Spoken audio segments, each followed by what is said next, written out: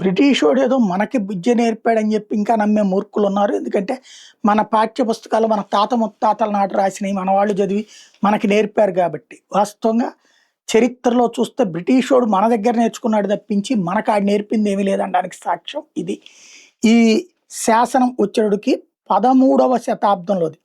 Hindu mortgage loan British మ్యూజియంలో, అంటే ప్రపంచంలో ఎక్కడెక్కడో పురాతన వస్తువులు దొంగతనం చేస్తే తీసుకొచ్చి అక్కడ మ్యూజియంలో పెట్టుకుంటారు. దొంగలకి పట్టం కట్టేటటువంటి దరిద్రపు దేశం అది. ఆ మ్యూజియంలో ఉన్నటువంటిది 13వ శతాబ్దం నాటి హిందూ మార్టగేజ్ లోన్. అంటే ఇప్పుడు బ్రిటిష్ వాళ్ళు వచ్చి మేము చదువుకున్న వాళ్ళం కాబట్టి మేము ఈ లోన్ సిస్టమ్ పెట్టాము.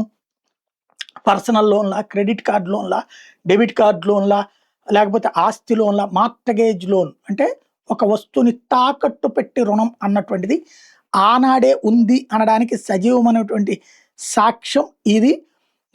ఏదైతే జునాపూర్ డిస్ట్రిక్ట్ ముఖం కిట్టోయే అనేటటువంటి వ్యక్తి తన పొలాన్ని తాకట్టు పెట్టినటువంటి అంశానికి సంబంధించి బయటపడినటువంటిది. ఆర్కియలాజికల్ ఎంక్వైరర్ దీని మీద హైలైట్ చేసి నార్త్ వెస్టర్న్ ప్రావిన్స్లో జరిగింది ఇది.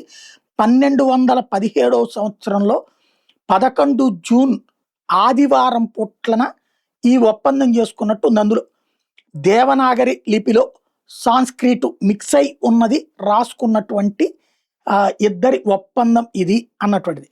కానీ సోషల్ అండ్ ల్యాండ్ లాసు 1900 అంటే 1800 సంవత్సరాల నుంచి 1900 సంవత్సరాలు మేము రాసామంటారు బ్రిటిష్ వాళ్ళు. వాళ్ళకే పాఠాలు నేర్పగలిగిన స్థాయి భారతీయులది అన్నది దీని ద్వారా నిరూపణ అవుతుంది.